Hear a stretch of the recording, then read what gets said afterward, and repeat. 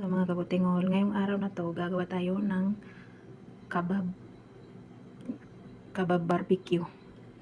So mayroon tayo ditong kalahating ground beef, then 2 tablespoon white onion chop, and 3 tablespoon fresh parsley chop. And we'll put here. Ilalagay natin dito sa ground beef natin. Yan na, nalagay na natin.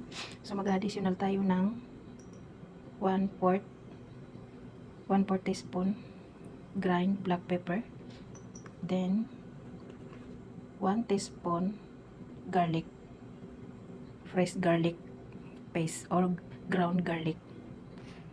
Then mag-additional tayo ng 1/4 teaspoon lemon juice, then 1/4 teaspoon salt. Then i-mix na natin.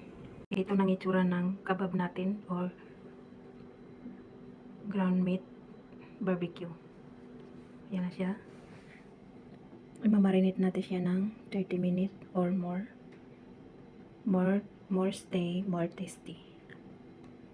Then mamaya-maya, pagkatapos ng marination, itutuhog natin siya sa barbecue stick.